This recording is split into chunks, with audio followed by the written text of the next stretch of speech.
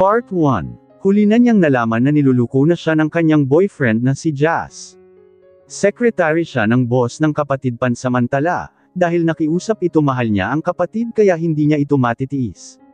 Doon niya makikilala ang lalaking tutulong para makalimutan si Jazz. Beatrice Amari Santos, Dave Sebastian, Billionaire Substitute Secretary. Love is like a fart. If you have to force it, it's probably squirt. Sige na naman, Bea, si Ate Lia. Halos lumuhad na siya sa harapan ko para lang pumayag ako sa gusto niya. Ate naman, alam mo naman na wala akong alam pagdating sa trabaho na yan. Model ako, ate, model. Tumayo siya at sinapak lang ang ulo ko. Anong model? Model ng diaper at mineral water. Pasigaw niya. Oo, model endorser ako ng diaper at mineral water. Ang laki ng mukha ko sa tarpaulin ng kapitbahay namin na negosyante ng tubig. Kinuha kasi nila akong model sa negosyo nila, at nakapastel pa, ang mukha ko sa bawat bote na plastic ng tubig. Model endorser din ako ng baby diaper, napkin at kung ano-ano pa. If there's always a new launching of sanitary products, I'm present. Ako agad ang modelo na kinukuha nila. Okay na yun. 1-year supply ng sanitary pads. Saan ka makakahanap? Libre. Tigil-tigilan mo ako ha. Anong silb ng tinapos mong kurso kung kakarampot na modeling lang iyang ginagawa mo? Hindi ka naman siguro tanga diba? Inis na tugon niya. Umismid na ako. I finished my economics degree course, environmental science. Hindi ko alam kung bakit ito ang tinapos ko. As far as I know, I love nature, kaya eco-bio ako. But in the end, I want to pursue a modeling career in the future. Nagsisimula pa naman ako, ate. Hinihintay ko lang ang tawag ng modeling agency, tipid na tugon ko. Tinapos ko na ang pagkain ko para wala na siyang masabi. Bea, sayang ang pinag-aralan mo. Di ba may offer naman sa iyo ang school? Why you didn't grab it? Ayaw kong maging guro, maliit lang ang pasensya ko. She rolled her eyes while looking at me. Ate Lia is 29 years old. Late na nga nang magpakasal sila ni Kuya Joe. Si ate kasi ang tumatayong breadwinner ng pamilya namin. Mabuti na lang at mabait si Kuya Joe at hinihintay talaga niya si ate. Stop acting like a stupid girl, Bea. Matanda ka na. Ayusin mo na iyang buhay mo, reklamo niya. Umupo na siya sa tabi ko. Hindi na ako nagsalita. Hindi naman siguro ako matanda. I'm only 24 yet. I don't have a stable job. I do a lot of extra jobs in modeling. Iyon nga lang, maliliit lang naman at sapat lang ang kinikita ko. Wala ka rin namang trabaho diba? Tumaas na ang kilay niya habang tinitigan ako. I have no sideline work as of the moment. Naghahanap pa ako. Masyado kasing maraming kompetensya sa modeling. Hindi ka makakapasok sa loob kung walang nakapalikod sa'yo. Sige na, Bea. 2 buwan lang naman at hindi naman mahirap ang trabaho. Napatingin na ako sa kanya. She looked at me seriously. Okay, she's not even kidding, right? Great. Umiwas na agad ako sa titig niya. Okay, let's make a deal. Be my substitute for my job, and I will help you find a manager, an agent for your modeling career, ngiti niya. Nabuhayan agad ako ng loob, kaya nilingon ko agad siya. Alam kong maraming koneksyon si ate pagdating sa ganitong bagay. Sekretarya lang naman siya ng isang malaking kumpanya. Alam kong mahahanapan niya ako ng manager na tutulong sa pagmumodel ko. Really? Ngisi ko. Tumango agad siyang nakangiti. Yes. Sabay yakap ko sa kanya. Ilang buwan ulit? 2 buwan, pilyang ngiti niya. Nanlaki ang mga mata ko. What? Ang taas ng leave mo, ate. Paano pag mabuntis ka na? At di ka na makakabalik? Kunot noo ko. At bakit? Wala ka bang nakikitang sekretarya na buntis? Babalik ako, ano ba? Umaliwalas na ang mukha ko at niyakap siya. Alam ko naman na hindi niya ako matitis talaga. I may act like a baby on her, but she always let me. I can only do this on her. And besides, she's my only sibling. Mahal na mahal ko ang ate ko. Magkano ang sweldo ko? You can take my salary. You're working on my behalf, hindat niya. Really? Magkano ba sweldo mo sa kumpanya mo, ate? Sabay tayo ko. Niligpit ko na rin ang mesa, tapos na kasi siyang kumain. 60,000 pesos, simpleng tugon niya. Mas nanlaki ang mga mata ko sa sinabi niya. This means, I'll earn more than 100,000 in just 2 months. What the heck? Mura ng isip ko. Hindi ko alam na ganyan pala kalaki ang sweldo mo.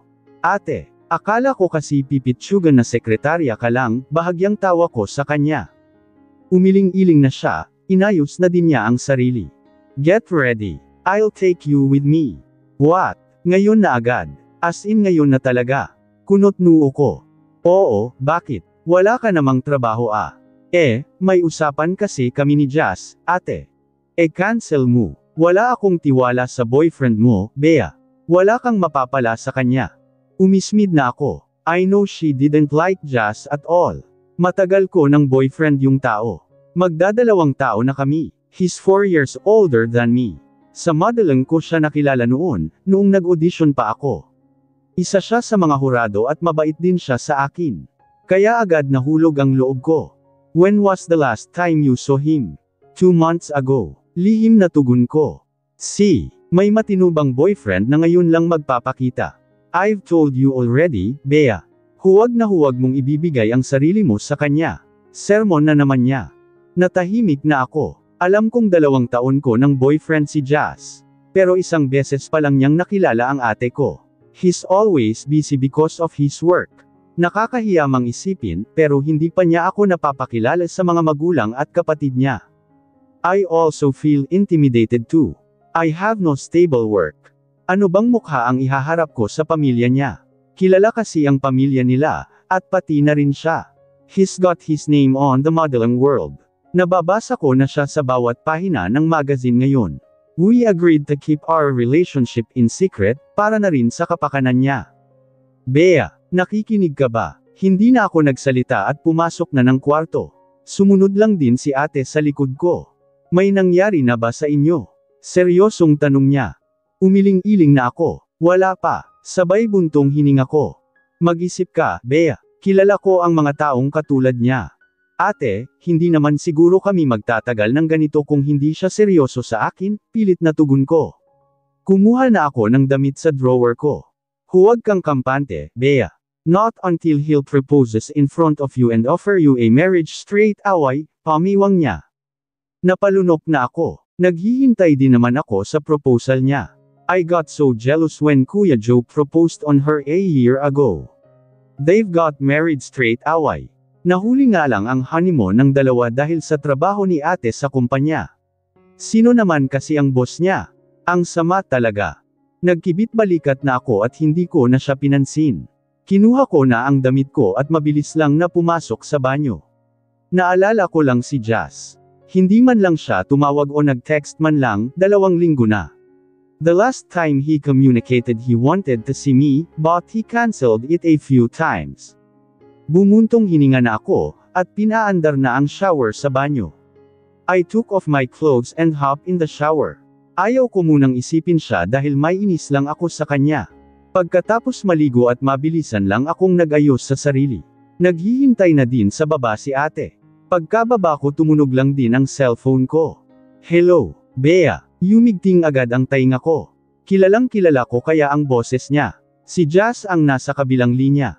Gumuhit agad ang ngiti sa labi ko. Akala ko tuloy nakalimutan na niya ako. Hindi pa pala. Boo, I've missed you. Excited na tugon ko. I'm sorry, I need to cancel our date for tomorrow. I have a work priority in hand. Hindi ko naman pwedeng hind iyan. Nawala lang agad ang ngiti sa labi ko. Ilang beses na ba niyang kinansela ang pagkikita namin sana. 2 buwan na din na hindi ko na siya nakita. Babawi ako, boo. Promise. Huminga na ako ng malalim. Napangiwi na lang din ako sa sarili. Wala na rin akong magagawa. Importante rin kasi ang trabaho niya. It's okay, boo. I understand. Okay, I will see you whenever you're free. Ngumiti na lang ako. Boo, pwede naman siguro tayong magkita next week, di ba? It's our 2nd year anniversary next week. Don't tell me he forgot it too. Mga lalaki nga naman oh. Inis na tugon ng isip ko. I'll see how I go with work, boo. I'll let you know. I have to go now, boo. Hinihintay na nila ako. Oh, okay. Hindi pa nga ako nakapag-palm ng maayos, ay pinatay na agad niya ang tawag sa kabilang linya. He just killed my excitement. Ano ba? Si Jazz ba? Si ate sa likod ko. Tumango lang ako sabay iwas sa kanya. Ano, tutuloy ka ba bukas? O sasama ka sa kanya? Sasama ako sayo, tipid na tugon ko. Kinuha ko na ang bag ko sa gilid at mahinang naglakad palabas ng bahay. May pupuntahan kasi ako ngayon. May kukunin lang ako sa bahay ng kaibigan kong si Silo. Alam kong nakasunod lang din si ate sa likod ko. Hindi ko tuloy alam kung buntot ko ba siya, dahil palagi kasi siyang nakasunod sa akin talaga. Uuwi agad ako, ngiti ko sa kanya. Okay, mag-ingat ka, Kaway Maya. Parang pinagsisihan ko ata ang pagtanggap ko sa trabahong ito. Halos malula na ako sa kapal ng mga papel sa mesa. I can't imagine how my sister handled this type of job. Nag-e-enjoy ba siya? O sadyang naging papel na din ata ang mukha niya? Walang mangyayari kung tititigan mo lang yan, Bea. May nilapag pa siyang iba. Kulang na lang bamaha na ng papel dito sa loob ng silid. I don't even understand which one should I take first. Sort them out first. By letter, demand niya. Inisa-isa ko naman ito. Mukhang aabutin ata ako ng gabi sa trabahong to. Diyos ko, help me. Parang ayaw ko na, ate. Nakakaloka, grabe. Reklamo ko. Madali lang naman ito. Huwag kang oa. Sabay patong niya ng ibang folders pa. Now I know, that's why you've stick to Kuya Joe. Kapag ganito ang trabaho mo, wala kang makikitang love life sa buhay mo.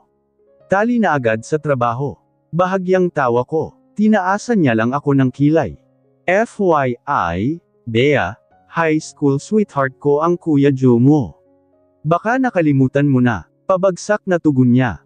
Tumango na ako. Oo, alam ko. Wala ka bang assistant man lang? Ang dami mo kayang trabaho. Hindi mo naman siguro ibibigay sa akin ang lahat ng ito, di ba? Kunot noo ko. No, I'll give you the most common one. Ito lang naman ang importante, at kung may ipapahanap man sa iyo ang boss ko. Hanapin mo sa kulay asul na drawer. Nandiyaan ang lahat na kadalasang hinihingi niya. Napalingon agad ako sa asul na drawer na tinuro niya. Napanganga akong bigla. Hindi ko naman inakala na isang dosenang drawer din pala ito. Ano ako, bookworm? Shit, that's twisted. Natawa agad siya at umiling-iling na. Nakakalimutan ko na malaki ka na pala, Bea. I mean, look at you.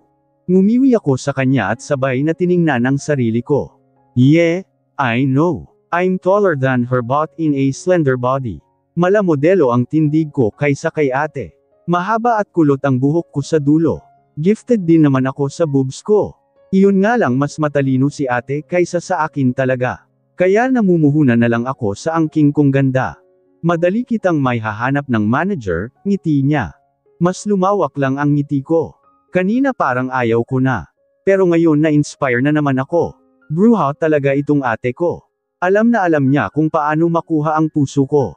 Huwag na huwag kang magbibiro sa akin ng ganyan, ate. I trust you. Humarap siya sa akin na nakapamawang. I'm not kidding, Bea. Do your best in my work, okay? And I will look after your career, kindat niya. Mas ngumiti na ako. Alam ko na hindi nagbibiro si ate, at alam ko matutulungan niya ako. Noon ayaw na ayaw niyang maging modelo ako. Wala raw akong mapapala sa pagiging model, pero nagbago na ata ang pananaw niya sa akin ngayon. Mabilis ko lang tinapos ang lahat.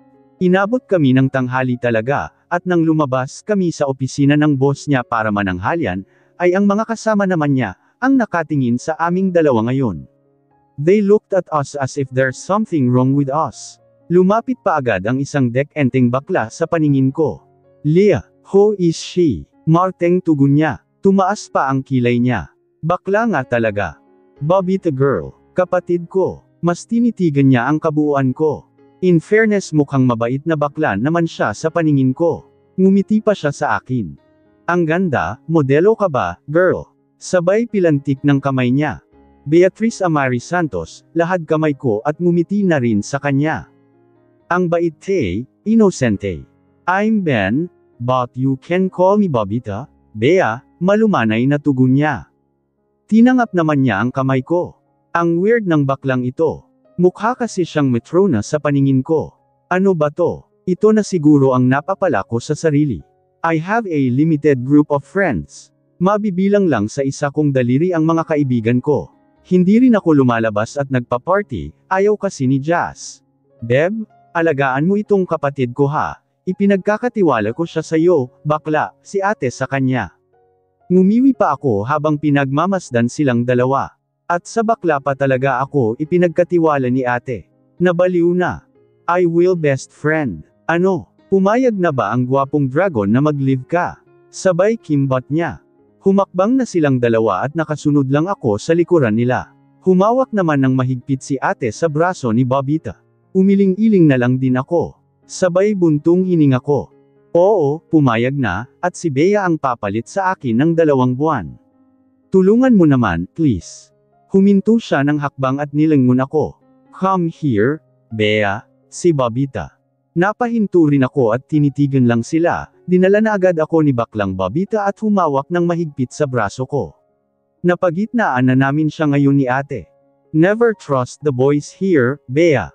Sabay tingin niya sa mga lalaki na nasa gilid. Break time na kasi at papunta na kami sa kantin ng kumpanya. Halos lahat ng mga empleyado ay nagsilabasan na. Naka-formal attire ang lahat dito, at tama nga naman siya. Ang daming gwapo sa paligid. Bea, kung may hindi ka maintindihan na trabaho kay Bobita ka magpatulong. Alam niya ang lahat ng trabaho ko. Senior accountant yan dito, ngiti ni ate sa akin. Pasimple na lang hinawi ni Bobita ang imaginary hair niya. Wala namang buhok ang bakla. Napakurap mata pa siya sa akin na nakangiti. Natawa na tuloy ako sa kanya. Oo, ate, magkakasundo tayo, Bea. Alam mo ba noong unang panahon, noong kolehiyo pa lang kami ng ate mo? Napagkamalan akong lalaki ni Joe, sangkatutak na suntok ang inabot ko, tawa niya. Napatikip bibig na ako at nahinto. Nanlaki pa ang mga maa ko habang tinitigan siya. I can't believe it. Was that him? The heck? Natawa agad si ate na pinagmamasdan ako. Naalala mo? Tumango ako at napako agad ang tingin ko kay Bobita. I looked at him from head to toe. He looks way different now from 8 years ago. He was more masculine at that time and in a brown complexion. Payat pa siya noon at lalaking-lalaki ang pagmumukha niya. Ha, iba na nga talaga ang nagagawa ng pera. Nagparetoke na ako, gaga. Tawa niya sa akin. Bahagya na akong natawa at niyakap siya. Nabigla agad siya. Kaya pala ang gone agad ng pakiramdam ko sa kanya. He's an old friend, a genuine one. Naalala ko siya noong mga panahong iyon. Palagi siya sa bahay namin, bitbit ang mga prutas at mais na galing sa probinsya nila. Naalala mo rin ako. Niloloko lang kita kanina na hindi kita kilala, Bea, mas mahigpit na yakap niya. Ang laki na kasi ng pinagbago mo, kuya. Kumunot agad ang noo niya. Natawa na ako. Alam ko kung bakit kumunot ang noo niya. Iniis ko lang naman ang gaga. Oo na, Bobita. Ngiti ko. Ikaw talaga. Nagmana ka nga sa ate mo. Irap niya. Natawa na ako at nauna na sila ni ate. Pumili na rin sila ng makakain namin at naghintay na lang din ako sa mesa. I looked at everyone in the area and most of them looks well efficient professionals. I've heard that this company is one of the top A's in the country. Pahirapan ang makapasok dito. No wonder my sister earns such a big salary in this company. Kahit pa hindi ako magmumodelo ay okay na sa akin na magtrabaho dito. Pero ano naman ang alam ko sa mga clerical jobs? Wala nga naman. Masaya ang pananghalian naming tatlo. Tumayo na ako para pumunta ng banyo. May sariling malaking banyo din naman dito sa loob ng kantin. Hinugasan ko lang ang kamay ko at napansin ko agad ang babae na katabi ko. She's really pretty. Nagretouch lang siya ng lipstick niya. Ngumiti na ako sa kanya, at tipid naman siyang ngumiti sa akin. Una na siyang lumabas, at tiningnan ko pa, ang kabuuan niya sa harem ng salamin. Makikita kasi dito ang bawat papasok at lalabas ng banyo. Pinatuyo ko na ang kamay ko bago lumabas. Inayos ko muna ang sarili, at mariing tiningnan ang ibang empleyado na kumakain pa sa labas. Hanggang sa napako ang mga mata ko sa pamilyar na anyo. Jazz. Kunot noo ko. He's on his back. Sitting beside him is the same girl that I've met inside the ladies' room. Kinabahan na ako habang pinagmamasdan sila. Hindi naman niya ako nakikita, dahil nakatalikod siya. Kinapa ko ang cellphone ko, para sana tawagan siya. We're supposed to meet today, but he canceled it. Hindi naman siguro kabit niya ang babaeng iyan. Dahil wala namang landian. Kumakain lang naman sila at nakangiti sa isa't isa. She's probably his client, or a close acquaintance. Tinawagan ko na siya at rinig ko pa ang tunog ng cellphone niya. Pasimple lang din akong tumayo sa gilid. I don't think he'll notice me. He just looked at his phone and swiped the red button. Nenas pa tuloy ako sa ginawa niya. Kaya tinawagan ko ulit. And the same thing, he just ignored it. And turned off his phone. Napansin ng babae ito at ngumiti lang siya sa kanya. Calm down, Bea. Tugon ko sa sarili. Hindi ko alam kung ilang minuto na akong nakatayo sa gilid at pinagmamasdan sila. Hanggang sa natapos na sila at umalis na. Mariin kong tinitigan si Jazz sa malayuan. Ang laki na nga ng pinagbago niya. I haven't seen him for 2 months. Hindi niya ba ako na-miss? And who is that girl? Ba't magkasabay sila? Umiling-iling na ako at inayos ang sarili. Naging blanca na tuloy ang isip ko ngayon. Hoy! Kanina ka pa namin hinintay, sapak ni ate sa balikat ko. Akala ko kung ano na ang nangyari sa iyo sa loob ng banyo. Inis na tugon niya. Sumakit lang kasi ang tiyan ko, ngiwi ko sa kanya. Halika na, marami pa tayong tatapusin. Nauna na siyang naglakad at sumunod na ako. Nilangon ko silang muli, pero nawala na sila sa paningin ko.